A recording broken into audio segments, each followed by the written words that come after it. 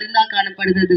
ஒருவேளை நான் இவ்வளவு மாத்திரை சாப்பிட்டு இருக்கேன் சிஸ்டர், நான் ஹாஸ்பிட்டலுக்கு போயிட்டு வந்துட்டு இருக்கேன், எனக்கு இந்த வியாதி சுகமாகல, எனக்கு இந்த பலவீனம் மாறல, எனக்கு இந்த வலி போகல அப்படின்னு அந்த பாடல் அப்படி இயேசுதான் நம்மளுக்கு வார்த்தை, அவரோட ரத்தம் தான் நம்மளுக்கு மருந்தாக காணப்படுகிறது.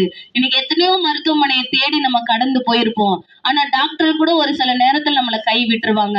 ஆனா ஏசப்பா கிட்ட நீங்க நம்பி, இயேசுவே எனக்கு அந்த வியாதியில சுகம் கொடுங்க, எனக்கு விடுதலை வேணும், இந்த வலி எப்போது எனக்கு இருந்து கொண்டே இருக்கிறது, இந்த வயிற்று வலி, தலைவலி, என்ன பிரச்சனையா இருந்தாலும் இயேசு கிட்ட சொல்லும் போது ஆண்டவர் உங்களுக்கு விடுதலை கொடுக்கிற தேவனா இருக்கிற. இப்படிதாங்க பைபிள்ல ஒரு அம்மா 12 வருஷமா டாக்டரை பார்த்தாங்க போயிட்டு.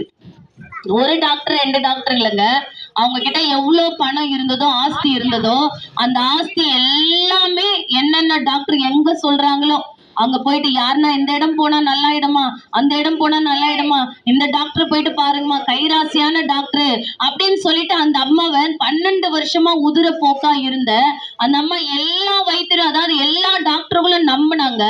ஆனா அவங்க கிட்ட இருந்த சொத்து போயிடுச்சு, பணம் போயிடுச்சு, சொந்தங்கள் போயிட்டாங்க, எல்லாருமே போயிட்டாங்க.